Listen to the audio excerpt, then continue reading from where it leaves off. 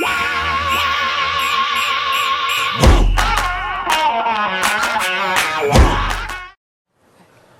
here with NHL Commissioner Gary Bettman. He's talking the playoffs and the business of hockey. We're in the middle of the Stanley Cup playoffs. Thank you for coming back. We were just talking about NHL Live, your new website, before we took a break.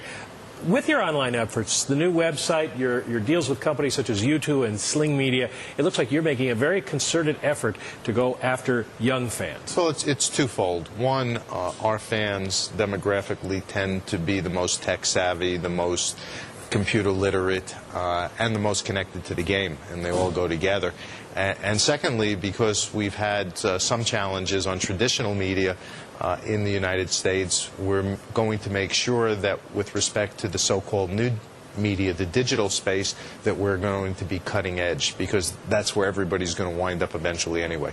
Speaking of youth, there's a number of young hockey players signing sort of at a never-before-seen rate, or haven't been seen in the past few years rate. What do you make of that?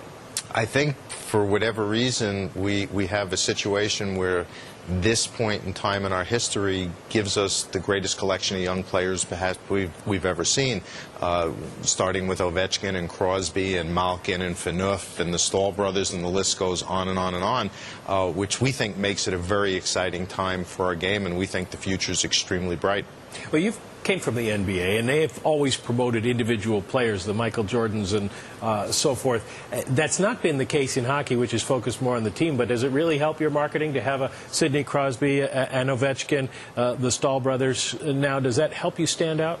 I think you need to strike a balance. We probably are the most team-oriented of all of the sports, which is why the focus tends to be on team. But when there are great stories to tell and players who can do amazing things, such as a Sidney Crosby or an Alexander Ovechkin, that drives people's imaginations. It creates a curiosity factor, and it's something that I think in particular younger people tend to focus on as they're looking at role models in sports. So it was considered sort of a watershed for the NHL when Wayne Gretzky moved to Los Angeles. It really built up the ratings and the interest in hockey in that area.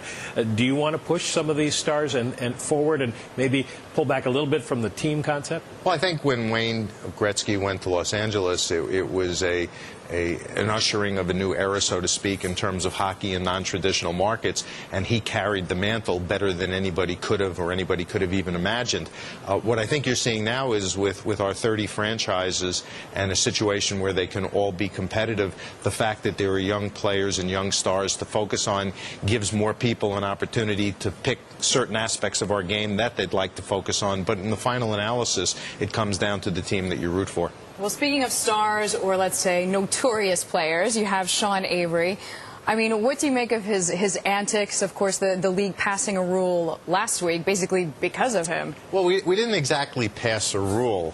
We've always had a rule against unsportsmanlike conduct. What we did was make clear how it was going to be interpreted and applied. And in fact, the referee during the game gave the benches a warning to said if you do that, that will result in a penalty. So I think people try to over-glamorize it and said, aha, we had to pass a new rule, which makes for an interesting story.